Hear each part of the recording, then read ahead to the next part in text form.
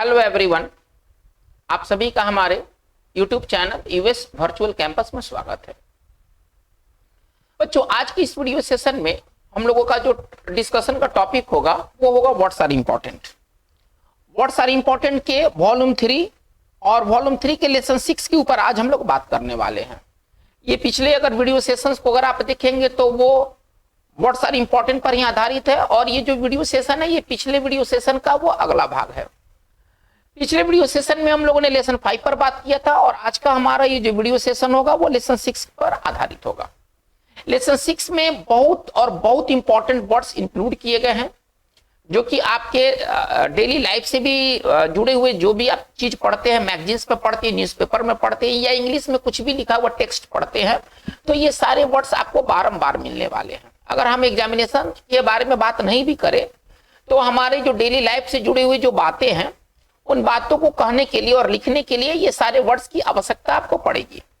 तो चलिए, इसमें जो फर्स्ट वर्ड हम लोग देखते हैं, फर्स्ट वर्ड हमारा है एस्पिरेंट। लेसन 6 का हमारा जो फर्स्ट वर्ड है एस्पिरेंट। देखिए, एस्पिरेंट कौन होते हैं? एस्पिरेंट वो व्यक्ति होते हैं जो कुछ बनना चाहते हैं या वो कुछ करना चाहते हैं, जो कोई चीज बनने की या करने की अभिलाषा रखते हैं, आकांक्षा रखते हैं। ठीक है, उम्मीदवार, इसको छोटे अगर हम शब्दों में कहते तो उम्मीदवार या प्रत्याशी। चलिए, प्रीपोजिशन इसके साथ फिक्स प्रीपोजिशन क्या है, तो इसके साथ जो फिक्स प्रीपोजिशन है वो टू या फोर है, मतलब कि हम टू या फोर दोनों लगा सकते हैं। इसका एक सिनोनिम्स होगा कैंडिडेट, और कैंडिडेट के साथ यदि हम सेंटेंस को डील करते हैं तो कैंडिडेट के साथ आमतौर पर हम फोर प्रीपोजिशन का प्रयोग करते हैं। देखिए, ये वर्ड्स तो अपने मीनिंग के लिए इंपॉर्टेंट है ही, ये वर्ड्स अपने सिनोनिम्स प्रीपोजिशन के लिए भी उतना ही इंपॉर्टेंट है।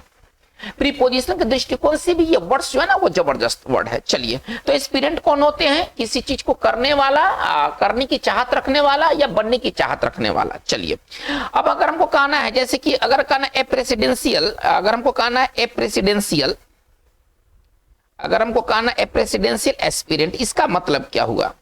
इसका मतलब ये हुआ कि जो प्रेसिडेंट है ना, प्रेसिडेंट है ना, अगर हम सॉरी यहाँ ये नहीं होना चाहिए, ठीक है ना। चलिए, अगर हमको कहना है कि प्रेसिडेंशियल एस्पिरेंट, इसका मतलब क्या हुआ कि वो व्यक्ति जो प्रेसिडेंट बनना चाहता है, ठीक है ना, तो उसको हम कहेंगे प्रेसिडेंशियल एस्पिरेंट। इसको तोड़ के लिख सकते हैं, कैसे लिखेंगे? An aspirant. अगर हम तोड़ के लिखे तो कैसे लिखेंगे? एन एस्पिरेंट, है ना, उम्मीदवार। अच्छा, अब यहाँ पर प्रीपोजिशन हम दोनों में से कोई भी लगा सकते हैं, टू या फोर दोनों में से कोई भी लगा सकते हैं। चलिए, हम लिख रहे हैं एन एस्पिरेंट टू प्रेसिडेंसी, है ना। जो प्रेसिडेंट का पद का नाम, उसका नाउन रूप में क्या होगा? ठीक है ना, तो प्रेसिडेंट तो व्यक्ति है, पद का नाम होगा प्रेसिडेंसी। तो एस्पिरेंट का मतलब क्या होता है? उम्मीदवार, प्रत्याशी। चलिए, वर्ड हमारा नेक्स्ट है कम्बरसम। देखिए, अगर कोई चीज कम्बरसम है तो इसका मतलब है, देखिए इसके दो अर्थ होते हैं। एक, अगर कोई चीज कम्बरसम है यानी कि वो पेचीदा है, आप ऐसे समझिए, वो कॉम्प्लिकेटेड है, वो पेचीदा है। तो अगर कोई प्रोसेस, कोई प्रक्रिया, कोई मेथड यदि वो कम्बरसम है ना, तो इसका मतलब है कि वो काफी पेचीदा है। अच्छा, इसका दूसरा, यदि कोई वस्तु यदि आप कम्बरसम कहते, यदि कोई वस्तु को कम्बरसम कहते, इसका मतलब है कि वो काफी भारी भरकम है, जिसे लेके चलना मुश्किल हो। चलिए, इसका एक्सप्लेनेशन क्या है? पहले इसका सिनोनिम्स देखते हैं।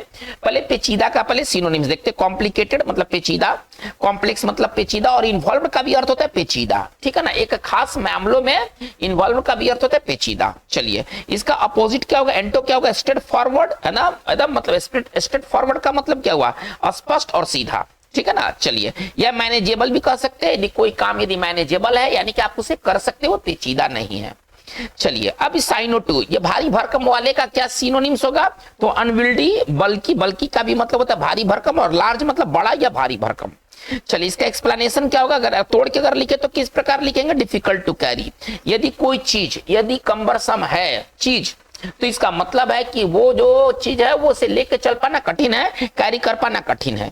चलिए, इसके एंटो क्या होंगे? इसके एंटो होंगे मैनेजेबल, है ना, मतलब आप अगर कोई चीज मैनेजेबल है यानी कि आप उसे कर सकते हैं, या कन्वीनियंट मतलब होता है सुविधाजनक, सुगम। चलिए, अब सेंटेंस के माध्यम से इसको देखा जाए। हमको कहना है कि वीजा आप समझते वीजा क्या होता है? वीजा पाने की प्रक्रिया एक तो टाइम भी लेता है, और प्रक्रिया इतना आसान नहीं है। अगर ये कहना है कि वीजा पाने की प्रक्रिया पेचीदा है और समय खपत करने वाला है, ये दोनों है, पेचीदा भी है और वो समय खपत करने वाला भी है। हम कैसे लिखेंगे? द वीजा प्रोसेस हम इसी चीज को कैसे लिखेंगे, द वीजा प्रोसीजर है ना, द वीजा प्रोसीजर, ठीक है ना, प्रोसीजर का मतलब होता है प्रक्रिया, द वीजा प्रोसीजर, इसको प्रोसीजर पढ़ेंगे, इज कम्बरसम, कम्बरसम का मतलब क्या, अभी हम लेके चल रहे पेचीदा, ठीक है ना, the visa procedure is cumbersome and time consuming, और ये समय को खपत करने वाला है, एक तो पेचीदा है, इतना आसान नहीं कि आप कहीं से वीजा प्राप्त कर ले,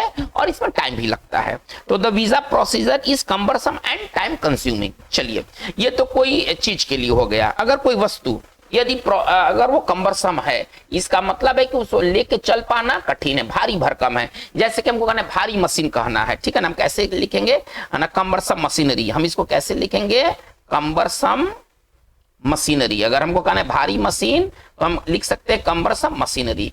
इसी तरह से हमको कहना है कि भारी लगेज, एक वो है ना जो बहुत बड़ा थैला है ना, लगेज है और बहुत बड़ा है, जिसे लेके चल पाना मुश्किल है, तो वो कौन सा लगेज होगा, वो होगा कम्बरसम लगेज होगा। चलिए हमारा अगला वर्ड है डिस्टेंट। डिस्टेंट का मतलब क्या होता है कि कोई चीज यदि फूल करके गोल हो जाता है, विशेष तौर पर आपका पेट फूल करके गैस वगैरह के कारण या किसी अन्य कारण से यदि फूल करके गोल हो जाता है तो वो डिस्टेंट होता है। लेकिन देखिए ये तो वर्ब है, डिस्टेंट वर्ब है।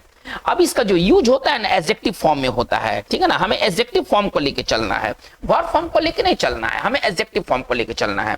तो डिस्टेंडेड, हमें जब इसका एडजेक्टिव बनाया जाए, आपको पहले बताया गया है कि यदि किसी वर्ब को अगर एडजेक्टिव में कन्वर्ट करना हो, क्या करेंगे, उसका V3 कर देंगे, है ना, जो वर्ब का जो V3 होता है वो एडजेक्टिव का काम करता है। तो चलिए इस वर्ब को एडजेक्टिव बनाना था, इसमें क्या किया गया, इसमें V3, इसमें ed लगा दिया गया। तो यदि कोई चीज यदि डिस्टेंडेड है, विशेष तौर पर बेली, एब्डोमेन, स्टोमिक, आप जो कह ले, ठीक है ना, तो इसका मतलब है वो फूला हुआ है। चलिए अब इसका सिनोनिम्स क्या हो जाएगा, सोलेन, सोलेन का मतलब फूला हुआ। चलिए तो ये तो बहुत कॉमन वर्ड है। ब्लोटेड मतलब भी फूला हुआ, इनलार्ज मतलब फूलकर बड़ा हो गया है, और इन्फ्लेट का भी मतलब होता है फूला हुआ। चलिए इसका एंटो क्या होगा, श्रंकेन, श्रंकेन का मतलब क्या, पिचका हुआ, जैसे हमको कहना है धंसा हुआ, यदि कोई चीज श्रंकेन है तो पिचका हुआ है। एक और इसका हिंदी हम लिख सकते हैं धंसा हुआ, जैसे कि अगर हमको कहना है धंसी हुई आंख, है ना, पिचका हुआ गाल, ये सब कैसे बनेगा, ये सब बनेगा श्रंकेन से। ये सारे जो अगर कोई पार्ट्स ऑफ बॉडी है ना, पेट पचक करके एकदम पीठ में सट गया है, अब वो कौन सा पेट होगा, है ना, इसका अपोजिट अगर हमको सोलेन, सोलेन अगर हमको बेली कहना है तो इसका अपोजिट कौन सा होगा, है ना, श्रंकेन बेली, ठीक है ना। ये डिफ्लेटेड है ना, टेक्निकल वर्ड है, डिफ्लेटेड है। डिफ्लेटेड का भी अर्थ क्या होता है ना कि वो पिचका हुआ है। चलिए अब हमको सेंटेंस बनाना है। देखिए जो बच्चे, जो मेरास्मस एक बीमारी है जो बच्चों में होता है। मेरास्मस बीमारी में होता क्या है, आपने इसे साइंस में पढ़ा होगा। मेरास्मस बीमारी में होता है कि जो बच्चे कुपोषण के शिकार होते हैं, और इसमें क्या होता है कि हाथ पैर बच्चों का पतला होता है, ठीक है ना, हाथ पैर पतला होता है, लेकिन पेट क्या होता है, निकला हुआ, बाहर निकला हुआ होता है, उनका पेट फूला हुआ होता है। हमको ऐसा कहना है कि मेरास्मस से पीड़ित बच्चों के हाथ पैर पतले और पेट फूले हुए होते हैं। कैसे इसको लिखेंगे, है ना, हम लिख सकते हैं चिल्ड्रेन, है ना, suffering from, children suffering from marasmus, marasmus disease का नाम है, ठीक है ना, एक डिजीज है। चलिए तो क्या लिखा गया है, children suffering from marasmus have, अच्छा, इनके हाथ पैर पतले होते हैं, थीन लिम्स, है ना, लिम्स मतलब हाथ पैर, है ना, एंड, और उनका पेट जो होता है ना फूला हुआ तो होता है। फूला होने के लिए हम लोग क्या वर्ड देख रहे हैं, डिस्टेंडेड, डिस्टेंडेड का मतलब फूला हुआ, और यहाँ पर हो जाएगा बेलीज, बेलीज मतलब पेट। चलिए तो हमारा ये डिस्टेंड का यूज रहा। हम आगे बात को लेकर चलते। ड्रॉल, देख ड्रॉल का मतलब क्या होता है, जो आपको हंसा दे, ठीक है ना, हास्य कर, हंसोड़, है ना, दिल लगी करने वाला, आप ऐसे समझिए। इसका सिनोनिम्स क्या होगा, फनी, फनी कॉमन वर्ड है। ह्यूमरस मतलब भी जो हंसा दे, कॉमिक मतलब भी जो हंसा दे, और कॉमिकल इसका मतलब हंसाने वाला एक इंपॉर्टेंट वर्ड है। ड्रॉल से ज्यादा इंपॉर्टेंट ये सारे वर्ड्स, अगर एग्जामिनेशन दृष्टिकोण से बात करें तो ड्रॉल से ज्यादा इंपॉर्टेंट ये सभी बातें हैं। चलिए अब इसका एंटो क्या हो जाएगा, सीरियस हो जाएगा। हमको कहने की किताब है वो, मतलब इसी तरह मनोरंजक कहानियों का किताब है जो खूब आपको हंसाए। हम कैसे लिखेंगे, बुक ऑफ, अगर इसको छोटा भाषा में लिखना है तो कैसे लिखेंगे, बुक ऑफ ड्रॉल स्टोरीज, है ना, उसमें इसी तरह की कहानियां हैं जिसे आप पढ़ करके आप हंसने लगे। चलिए इमानेट बहुत बढ़िया वर्ड है। देखिए इमानेट का मतलब क्या होता है, किसी जगह से किसी चीज का बाहर निकलना, उसका वो सोर्स होगा, किसी जगह से किसी चीज का बाहर निकलना। चलिए, अब बाहर निकलने के लिए वर्ड क्या, इशू। इशू का भी मतलब होता है बाहर आना। इशू नाउन भी है, इशू वर्ब भी है। ओरिजिन, देखिए ओरिजिन से वर्ड बना ओरिजिनेट। यदि कोई चीज ओरिजिनेट होता है तो वो उद्गम बिंदु से बाहर निकलता है। स्टेम का भी अर्थ होता है बाहर निकलना, ठीक है। एक्सप्लेनेशन, इसको वन वर्ड के तौर पर कैसे लिखेंगे, to come out from a source, किसी स्रोत से बाहर आना, जहां से वो चीज निकलता है वहां से आने के लिए वर्ड जो है इमानेट है। चलिए, अब हमको कहना है कि हिमालय से निकलने वाली नदियां, अगर हमको सिंपल भाषा में कहना है, यानी कि हिमालय उनका क्या है, सोर्स है, ठीक है ना, हिमालय उनका स्रोत है। हिमालय से निकलने वाली नदियां हमको ऐसे लिखना है, तो हम कैसे लिखेंगे, रिवर्स। अगर इसको केवल इतना लिखना है तो कैसे लिखेंगे, रिवर्स इमानेटिंग फ्रॉम हिमालयास। चलिए, हिमालयास। चलिए, हमको कहना है हिमालय से निकलने वाली नदियां सालों भर, मतलब उसमें पानी बहता है, वो सूखता नहीं। हमको ऐसे कहना है कि rivers emanating from Himalayas are perennial, है ना। ये पेरेनियल रिवर कौन से होते हैं, पेरेनियल रिवर वो रिवर होते हैं जो सालों भर बहते हैं, है ना। इनका नेचर क्या होता है, ये ड्राई नहीं होते हैं। तो हिमालय से निकलने वाली नदियां, अगर आप पढ़ेंगे ज्योग्राफी में तो आप ये पाएंगे कि हिमालय से निकलने वाली जो नदियां होती है उसमें सालों भर पानी भरा रहता है, ठीक है ना। तो इसको कैसे लिखेंगे, इसको थोड़ा सा और स्टाइलिश वे में लिखते हैं, the rivers emanating from Himalayas are perennial. चलिए, ये हमारा सेंटेंस कंप्लीट हो गया। चलिए, इन्वायरेंस का मतलब क्या होता है, देखिए इन्वायरेंस का मतलब होता है किसी स्थान के चारों तरफ का जो क्षेत्र होता है वो इन्वायरेंस होता है ना। कोई स्थान के चारों तरफ का या जो क्षेत्र होता है ना वो आपका इन्वायरेंस होता है। चलिए, अब इसका साइनो क्या होगा, सराउंडिंग्स, परिवेश, चारों तरफ का क्षेत्र। Neighbourhood, vicinity. विसिनिटी का भी अर्थ होता है चारों तरफ के क्षेत्र। हमको कहना है कि नालंदा और उसके चारों तरफ के जो क्षेत्र हैं, आसपास के जो क्षेत्र हैं, वो ऐतिहासिक दृष्टि से इंपॉर्टेंट है ना, उनका अपना एक महत्व है। हमको ऐसे लिखना है कि नालंदा, चलिए इसको थोड़ा हिंदी वर्जन समेत लिखा जाए, नालंदा एवं उसके आसपास के क्षेत्र, आप यहां पर वर्ड बदल सकते हैं, आसपास के क्षेत्र, ठीक है ना। चलिए, ऐतिहासिक दृष्टि से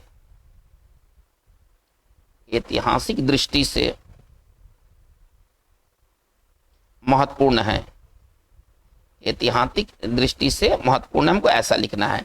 नालंदा और उसके आसपास के जो क्षेत्र हैं वो ऐतिहासिक दृष्टि से महत्वपूर्ण है। कैसे लिखेंगे, नालंदा। चलिए, तो ये हम कैसे लिख पाएंगे, नालंदा एंड इट्स, और इसको उसके या इसके के लिए लिखेंगे इट्स। चलिए, आसपास के क्षेत्र के लिए क्या वर्ड लिख दिया, इन्वायरेंस। चलिए, नालंदा एंड इट्स इन्वायरेंस। चलिए, अब यहां पर कैसे लिखेंगे, आर, ठीक है ना। चलिए, अब कैसे लिखेंगे, आर। चलिए, हिस्टोरिकली, आर हिस्टोरिकली, चलिए इंपॉर्टेंट, आर हिस्टोरिकली इंपॉर्टेंट। तो जैसा हिंदी था वैसा हमारा है ना इंग्लिश हो गया। तो ये इन्वायरेंस का मतलब क्या होता है, किसी जगह के आसपास के जो क्षेत्र होते हैं वो इन्वायरेंस कहलाते हैं। चलिए, इवोक, इवोक का मतलब क्या होता है, चलिए देखिए, किसी स्मृति, भावना या चित्र की बात दिमाग में लाना, या किसी चीज का ना स्मृति ताजा कर देना, ठीक है ना। आपको ताजा करना, कोई चीज की याद ताजा करना, ये होता है इवोक, ठीक है ना। अगर कोई चीज की याद ताजा करता है, कोई चीज याद दिलाता है तो इवोक करता है। चलिए, इसका सिनोनिम्स क्या हो जाएगा, bring to mind, call to mind, ठीक है ना। हालांकि ये केवल सिनोनिम्स केवल खाना पूर्ति है, आपको मेनली इवोक पढ़ना है। इवोक का मतलब क्या होता है, किसी स्मृति को ताजा कर देना, किसी बात को फिर से याद दिला देना, ठीक है ना। चलिए, अगर हमको कहना है कि जैसे देखिए एक सेंटेंस के रूप में इसे देखा जाए कि पुराना घर, है ना, पुराना घर ने मेरे बचपन की याद ताजा कर दी, बचपन की याद ताजा कर दी। चलिए, हमको कहना है कि कोई पुराना घर में मैं गया तो लगा कि यार इसी घर में तो मैं बचपन में खेला करता था, यानी कि पुराना घर मेरे को कहां तक ले गया, मेरे को बचपन तक ले गया। चलिए, पुराना घर ने मेरे बचपन की याद ताजा करा दी। कैसे लिखेंगे, द ओल्ड हाउस, कोई पर्टिकुलर हाउस था, द ओल्ड हाउस। चलिए, अच्छा, याद ताजा करा दी, इवोक्ड, है ना। चलिए, पास्ट सिंपल टेंस है, इवोक्ड द मेमोरीज, है ना। मेमोरीज मतलब यादें, है ना, यादें ताजा करा दी, याद नहीं, यादें ताजा करा दी, मेमोरीज ऑफ माई चाइल्डहुड, ठीक है ना। चलिए, तो ये हमारा है इवोक। अगर कोई चीज, यदि किसी चीज को इवोक करता है, उसको याद दिलाता है। चलिए, हमको कहना है हमारी शहर की सुंदरता, हमारा शहर इतना सुंदर है, पेरिस की याद दिलाता है। मतलब आप ऐसे समझिए, पेरिस की याद दिलाता है। हमारी शहर की सुंदरता को कहना है, इतना ज्यादा शहर सुंदर है कि पेरिस याद आ जाए किसी को देखने से। हमारी शहर की सुंदरता पेरिस की याद दिलाता है। चलिए कैसे लिखेंगे, the beauty of my town, है ना, the beauty of my town, ये मेरे शहर की जो सुंदरता है। चलिए इवोक्स, कुछ नहीं करना है ना, इवोक्स याद दिलाना, चलिए पेरिस।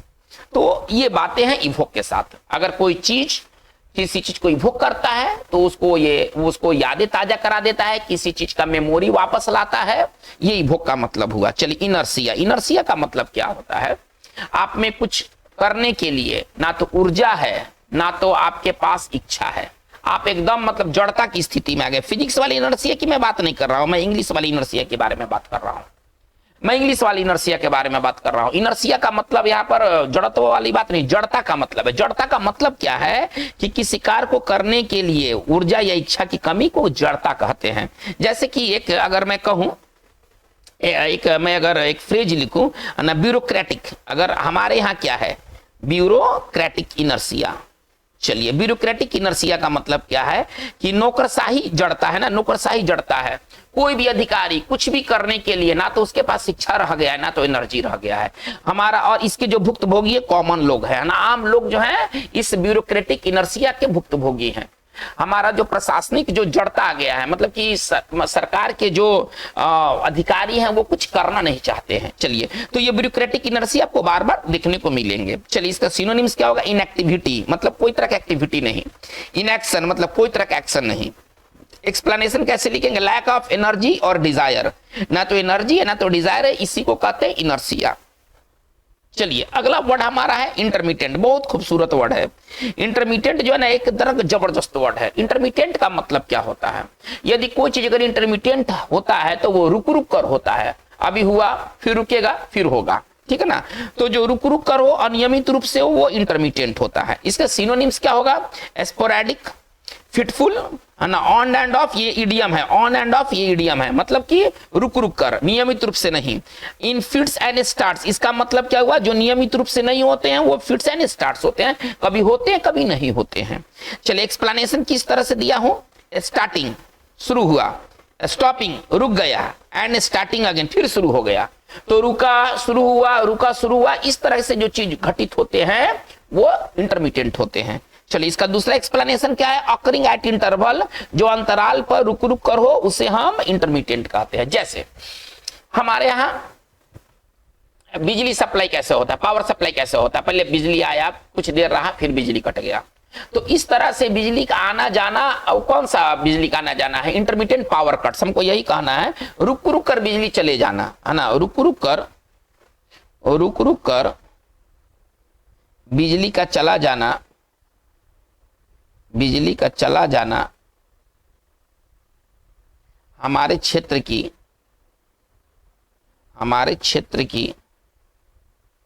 एक प्रमुख समस्या है, एक प्रमुख समस्या है। बिजली आता है, थोड़ा देर आता है फिर चला जाता है फिर आता है। चलिए रुक रुक कर बिजली का चला जाना हमारे क्षेत्र की प्रमुख समस्या है। रुक रुक कर, इसके लिए क्या हो जाएगा, इंटरमीडिएट, इसके लिए वर्ड्स क्या हो जाएंगे, इंटरमीडिएट। चलिए अब पावर का कट हो जाता है ना, पावर कट कर जाता है तो पावर कट्स। चलिए आर मेजर प्रॉब्लम, ठीक है ना। चलिए ऑफ आवर एरिया, तो ये हमारा जो चीज है वो मतलब इंटरमीडिएट है। अगर कोई अगर इंटरमीडिएट है यानी कि वो चीज रुक रुक कर होता है, अंतराल पर होता है। चलिए इसके कुछ कोलोकेशंस देख लेते हैं। जैसे देखिए इंटरमीडिएट, जैसे आप ऐसे समझिए इंटरमीडिएट रेन होते हैं, पानी है ना, बारिश हुआ बारिश छूटा, बारिश हुआ बारिश छूटा, तो जो रुक रुक कर बारिश होते हैं वो इंटरमीडिएट रेन कहलाएंगे। अगर हमको कहना है कि जैसे कि किसी व्यक्ति को जैसे दर्द हुआ फिर दर्द ठीक हो गया फिर दर्द होने लगा, यानी रुक रुक कर दर्द हो रहा है, वो पेन कौन सा पेन होगा, इंटरमीडिएट पेन होगा। चलिए कुछ और देखते हैं। बरसात के दिनों में क्लाउड आप देखिएगा, क्लाउड सुबह में क्लाउड है, सुबह में बादल है, दोपहर में फिर बादल खत्म, फिर शाम को बादल आ गया, यानी कि बादल आते जाते रहता है। इसको कौन सा क्लाउड्स कहेंगे, these are called intermediate clouds. तो इंटरमीडिएट बहुत ही उपयोगी वर्ड है जिसका मतलब होता है रुक रुक कर। चलिए अब इसका हम देखते हैं। अगला वर्ड हमारा जुबिलेंट है। जुबिलेंट का मतलब क्या होता है? अत्यंत प्रसन्न, प्रफुल्लित। इसका जो शुद्ध हिंदी है वो है प्रफुल्लित। चलिए देखते हैं इसका सिनोनिम्स क्या होगा। ओवरजॉयड, प्रसन्न के लिए ना बहुत सारे वर्ड्स है, प्रसन्न के लिए ना बहुत सारे वर्ड्स है। एक्सल्टेंट है ना, ये आप इसको पढ़ें, ठीक है ना। एक्सल्टेंट, एक्सटैटिक मतलब अत्यंत प्रसन्न। चलिए और ये सभी के सभी इडियम्स हैं, ये सभी के सभी इडियम्स है। अत्यंत प्रसन्न कहने के लिए ये सभी के सभी इडियम्स हैं। कॉकेहुप अत्यंत प्रसन्न, ऑन क्लाउड 9 अत्यंत प्रसन्न, ओवर द मून अत्यंत प्रसन्न और ऑन ए हाई मतलब अत्यंत प्रसन्न। ये सभी के सभी का मतलब है कि वेरी वेरी हैप्पी। चलिए अब इसका अपोजिट क्या होगा? डाउनकास्ट या डेस्पोडेंट मतलब निराशा से भरा हुआ। चलिए हमको कहना है जैसे कि एक बहुत ही मतलब एक मतलब खुशी से भरा हुआ सेलिब्रेशन हुआ, भारत एशिया कप जीता और सेलिब्रेशन हुआ, क्या मजेदार सेलिब्रेशन हुआ, सब कोई प्रसन्न था। इसको कौन सा सेलिब्रेशन कहेंगे? जुबिलेंट सेलिब्रेशन। इसको कहेंगे ना जुबिलेंट सेलिब्रेशन। आप आइए, जुबिलेंट सेलिब्रेशन। चलिए हमको कहना है कि जैसे कि देखिए आप कभी कभी देखते होंगे मैच के दौरान, जब मैच खत्म होने वाला होता है तो कुछ दर्शक एकदम दौड़ जाते हैं, अपने टीम का चीयर्स करते हुए मैदान पर दौड़ जाते हैं। हम इसको कैसे लिखेंगे? जुबिलेंट क्राउड्स, है ना, एकदम प्रसन्न थे क्योंकि उनका टीम जीत गया था, है ना। मैच खत्म होने के बाद ना चारों तरफ से ना लोग एकदम भीड़ लगा देते हैं मैदान पर, द जुबिलेंट क्राउड्स, ठीक है ना। रैन टू द फील्ड, है ना, जो जुबिलेंट क्राउड थे और वो मतलब मैदान में ही दौड़ गए, ठीक है। तो ये जुबिलेंट का मतलब होता है अत्यंत प्रसन्न, प्रफुल्लित। चलिए ल्यूरिड, देखिए ल्यूरिड का मतलब क्या होता है? कलर के सेंस में यदि कोई चीज ल्यूरिड है यानी कि वो ज्यादा चमकीला है, मतलब एक तरह से आप उसको कह लीजिए भड़कीला, बेहद चमकीला या भड़कीला। यदि कोई न्यूज यदि ल्यूरिड है तो इसका मतलब है कि वो सनसनीखेज है, जो आपका ध्यान खींच ले। आप पेपर में देखते होंगे, है ना, कोई अगर कोई गलत बात अगर छापना होता है, जैसे कि देखिए एक ट्रेन दुर्घटना में 500 लोग मरे, हजारों घायल, इसको ना काला करके लिखेगा, बड़ा फॉन्ट में लिखेगा। हिंदी या इंग्लिश अखबार ना इसको काला करके लिखे, एकदम ब्लैक करके लिखेगा, ठीक है, और एकदम बड़ा में लिखेगा। अब ये जो सनसनीखेज ये न्यूज है, इसको लिखने के तरीके से और सनसनीखेज बनाया जा रहा है। तो ये कौन सा ये न्यूज होगा? ये ल्यूरिड सर न्यूज होगा। ल्यूरिड का मतलब क्या होता है? सनसनीखेज, कोई खबर। पेपर में है ना, पेपर वाले ल्यूरिड है ना हेडलाइंस देते हैं, ल्यूरिड हेडलाइंस देते हैं। तो इसके दो सिनोनिम्स हो जाएंगे, एक ब्राइटली कलर्ड मतलब बहुत ज्यादा चमकीला, ओवर ब्राइट, या गॉडी। गॉडी का भी मतलब होता है अत्यंत चमकीला, मतलब भड़कीला। म्यूटेड का मतलब क्या होता है? जो हल्का रंग में हो, जैसे कि मैं कहूं म्यूटेड ब्लू, इसका मतलब हल्का ब्लू। अगर मैं कहूं म्यूटेड रेड यानी कि हल्का रेड, है ना, तो हल्का कहने के लिए हमारे पास एक बहुत बढ़िया वर्ड है म्यूटेड। चलिए इसका दूसरा सिनोनिम्स क्या हो जाएगा? सेंसेशनल, शॉकिंग, ग्रूसम, है ना, जो सनसनीखेज हो। जैसे कि देखिए अब हमको कहना है कि सनसनीखेज खबर हमको कहना है, हम इसको कैसे कह सकते हैं? ल्यूरिड न्यूज, है ना। अच्छा, इसी तरह से हेडलाइंस, जो पेपर के हेडलाइंस होते हैं, जब कोई घटना घटित होती है तो हेडलाइंस कौन से हेडलाइंस होते हैं? ल्यूरिड हेडलाइंस होते हैं, ठीक है ना। जो स्टोरी होता है, सनसनीखेज स्टोरी को बनाया जाता है, वो स्टोरी कौन सा स्टोरी होगा?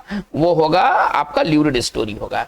इसी तरह से कलर के सेंस में भी हम ल्यूरिड का इस्तेमाल करते हैं जब हमें कहना है बहुत ही भड़कीला कलर। जैसे कि अगर हमको कहना है कि उसने बहुत चटक लाल, एकदम लाले लाल खाली लग रहा था, एकदम कुछ समझे टह टह लाल, है ना, एकदम टह टह लाल था, उसी लाल से ना अपना घर का रंग पेंट करवाया। कैसे इसको लिखेंगे? ही पेंटेड हिज हाउस, ही पेंटेड हिज हाउस, है ना, उसने अपने घर को पेंट किया। ही पेंटेड हिज हाउस, है ना। अच्छा चलिए अब कौन सा कहा, है ना, ही पेंटेड हिज हाउस ल्यूरिड रेड, है ना, एकदम मतलब टह टह लाल वाला रेड, है ना, रेड से उसने अपने घर का पेंट किया। चलिए मिटिगेट, मिटिगेट का मतलब क्या होता है? देखिए यदि आप कोई चीज को मिटिगेट करते हैं यानी कि आप किसी बुराई को कम करते हैं, किसी चीज के खराबी को ना कमी उसमें लाते हैं। जैसे इसका सिनोनिम्स क्या होगा? एलिविएट, रिड्यूस, डिमिनिश, ईज और लिसन। ये सभी वर्ड्स कभी ना कभी पढ़ा हुआ है, ये सारे वर्ड्स पढ़े हुए हैं। इसका अपोजिट क्या हो जाएगा? एग्रावेट, मतलब किसी चीज को और खराब कर देना, बदतर कर देना। अगर आप कोई चीज को मिटिगेट करते हैं यानी कि आप उसमें कमी लाते हैं। जैसे कि देखिए हमको कहना कि गरीबी को कम करने के लिए ना कदम उठाए जा रहे हैं, हमको ऐसे लिखना है ना, मतलब स्टेप लिया जा रहा है। हम इसको कैसे लिखेंगे? एक्शंस, है ना, कोई काम किया जा रहा है। Actions are being taken, actions are being taken to mitigate, है ना, to mitigate poverty, to mitigate poverty यानी कि गरीबी को दूर करने के लिए एक्शंस अब कदम उठाए जा रहे हैं। कदम के लिए मैंने यहाँ पर एक्शंस शब्द का यूज किया है। चलिए हमारा अगला जो वर्ड है परमिट। परमिट का मतलब क्या होता है? चारों तरफ फैल जाना, है ना। कोई चीज कहीं परमिट करता है तो स्प्रेड करता है, फैल जाना किसी लिक्विड या गैस का, है ना। परवेड बढ़िया वर्ड, परमिट से अच्छा वर्ड परवेड है, ठीक है ना। डिफ्यूज का भी अर्थ होता है फैलना, किसी गैस वगैरह का फैलने के लिए हम लोग डिफ्यूज का इस्तेमाल करते हैं।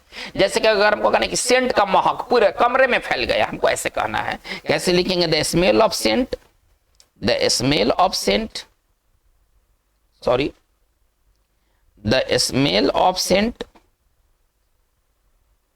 चलिए परमिटेड, परमिटेड, है ना, द रूम, और ना, और पूरे रूम में जो है वो ये जो सेंट का जो स्मेल है वो फैल गया, तो परमिट का मतलब फैलना होता है। चलिए नंबर 14 में आते हैं प्रिकॉशस। प्रिकॉशस इसको पढ़ेंगे, इसको उच्चारण करेंगे प्रिकॉशस। प्रिकॉशस का मतलब क्या होता है? ये कोई बच्चे के सेंस में इस्तेमाल होता है जो कि विलक्षण प्रतिभा का होता है।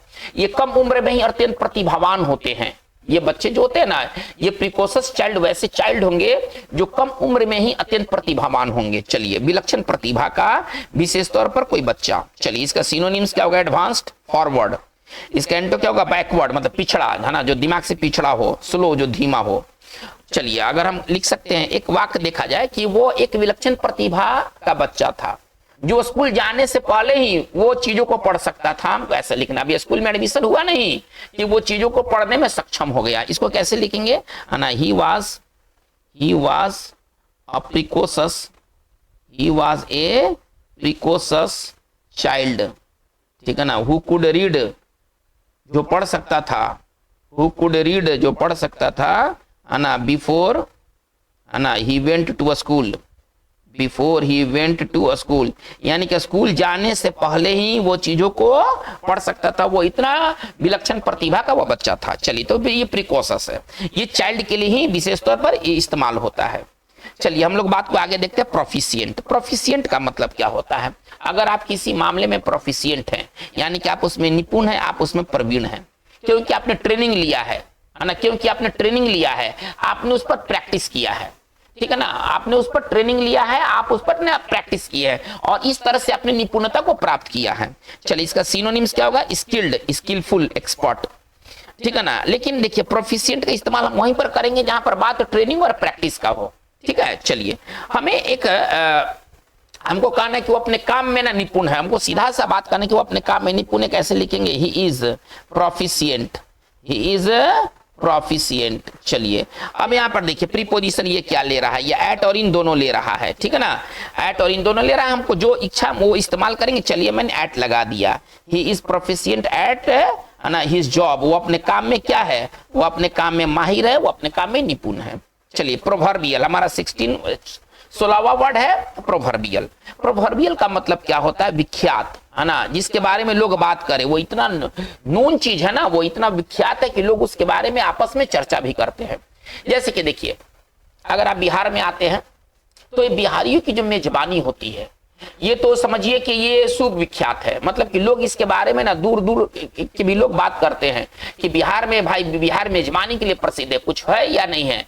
बिहार के लोग अपने अतिथि का खूब आवा भगत करते हैं, हमको ये बात कहना है। कैसे लिखेंगे? द हॉस्पिटैलिटी, है ना, द हॉस्पिटैलिटी मतलब मेजबानी, है ना, हॉस्पिटैलिटी, है ना, इन बिहार, यानी कि बिहार में जो अतिथि सत्कार होता है, बिहार में जो अतिथि सत्कार होता है, इस प्रोवर्बियल, यानी कि लोग इसके बारे में आपस में खूब बात करते हैं।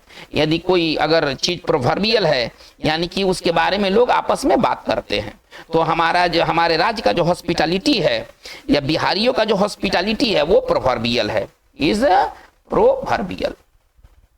चलिए हम आगे आते हैं रिहैबिलिटेट। देखिए रिहैबिलिटेट का क्या मतलब है? इसका दो मतलब है।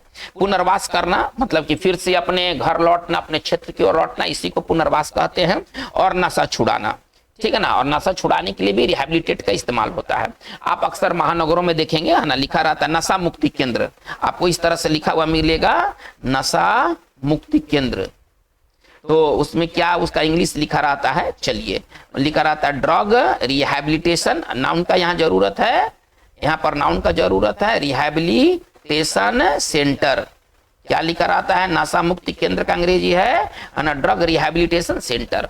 तो अगर आप किसी को रिहैबिलिटेट करते हैं तो इसका दो मतलब है, आप उसको पुनर्वास कराते हैं, आप उसका नशा छुड़ाते हैं। एक्सप्लेनेशन इसका दो तरह से होगा, रिटर्न टू ए बिल्डिंग या एरिया, है ना, किसी एरिया में वापस आ जाना, बिल्डिंग में वापस आ जाना, ये जो होता है ना, ये रिहैबिलिटेशन होता है। या टू, इसका दूसरा क्या है? साइनो या एक्सप्लेनेशन कह ले, to restore to normality, normal अवस्था में वापस आना, इसी को कहते हैं नशा छुड़ाना। तो रिहैबिलिटेट बहुत इंपॉर्टेंट वर्ड है, खासतौर पर पुनर्वास के सेंस में ना इसका ज्यादा इस्तेमाल होता है। जैसे पहले बाढ़ आता है, बाढ़ से लोग बेघर हो जाते हैं, ठीक है ना, जगह जगह पर बाढ़ आते हैं, बाढ़ से लोग बेघर हो जाते हैं। लेकिन जब जो ही बाढ़ समाप्त हो जाता है तो फिर लोग क्या होते हैं, फिर अपने घर को बनाते हैं, रिपेयर करते हैं, अपने क्षेत्र की ओर लौटते हैं। तो ये क्या होता है ना, ये रिहैबिलिटेशन होता है, पुनर्वास जिसको कहते हैं। चलिए, सिपल्क्रल, इसका मतलब क्या होता है? देखिए, सिपल्क्रल एक ऐसा आपने चेहरा बना लिया, एकदम दुखी और उदास लगता है कि कोई मर गया है, और इस तरह से ना एकदम आप एकदम मतलब आपका चेहरा एकदम उदास हो गया है ना, जो किसी के मौत को याद दिलाता हो। चलिए, इसका साइनो क्या हो जाएगा? ग्लूमी और सोम्बर। इसका एंटो हो जाएगा चीयरफुल। हालांकि ये वर्ड लिटरेचर में ज्यादा इस्तेमाल होता है ना, मैं इसे सलाह दूंगा कि आप इस वर्ड को ना अवॉइड करें तो बेहतर है ना। ये सब वर्ड ठीक है, हार्डविक में है, मैंने मेंशन कर दिया है, लेकिन मेरा एडवाइस रहेगा कि आप ऐसे वर्ड्स को, जो लिटरेरी वर्ड्स है, नॉवेल में, ड्रामा में ये सब वर्ड इस्तेमाल होंगे, ठीक है ना, नॉवेल में, ड्रामा में ये सब वर्ड इस्तेमाल होंगे। जनरल प्रैक्टिस में ये सारे वर्ड्स नहीं देखने को मिलेंगे। चलिए, आते हैं स्लेक। बहुत बढ़िया वर्ड है स्लेक, बहुत जबरदस्त वर्ड है। स्लेक का मतलब क्या होता है? प्यास बुझाना, है ना। स्लेक का मतलब होता है प्यास बुझाना। प्यास बुझाने के लिए एक और वर्ड है क्वेंच, है ना। क्वेंच का भी मतलब प्यास बुझाना। सैटिएट, तृप्त करना। सेटिस्फाई मतलब संतुष्ट करना। चलिए, हमको कहना है कि मवेशियों ने, ठीक है ना, मवेशियों ने नदी में अपनी प्यास बुझाई। हमको कहना है कैसे लिखेंगे? द कैटल, है ना, स्लेक्ड देयर थर्स्ट, अपनी प्यास बुझाई। चलिए, इन्हें रिवर, एक नदी में, है ना, इन्हें रिवर, एक नदी में। चलिए, हमारा नेक्स्ट और लास्ट वर्ड है इस चैप्टर का, तो टेन्योर। टेन्योर का मतलब होता है कार्यकाल। इसको अगर तोड़ के लिखा जाए तो पीरियड ऑफ ऑफिस। जैसे कि अगर हमको कहना है कि किसी व्यक्ति के बारे में कहा गया है, उसका कार्यकाल 1 साल के लिए बढ़ा दिया गया, है ना, किसी का कार्यकाल 1 साल के लिए बढ़ा दिया गया। कैसे लिखेंगे? हिज टेन्योर वाज एक्सटेंड, है ना, मतलब यहां बढ़ाने के लिए वर्ड इंक्रीज नहीं होगा, एक्सटेंड होगा। His tenure was extended for a year, है ना, उसका जो कार्यकाल है वो 1 साल के लिए बढ़ा दिया गया। तो बच्चों, हमारा ये लेसन 6 रहा। लेसन 6 में अगर 1 या 2 वर्ड की बात छोड़ दिया जाए तो शेष वर्ड्स काफी इंपॉर्टेंट है, हमारे डेली यूजेस के लिए भी ये काफी इंपॉर्टेंट है, और एग्जामिनेशन पॉइंट ऑफ व्यू से तो इंपॉर्टेंट है ही। चलिए, आज की बात बस यहीं तक, फिर मिलते हैं नेक्स्ट वीडियो में नेक्स्ट एनर्जी के साथ, ठीक है। Thank you very much.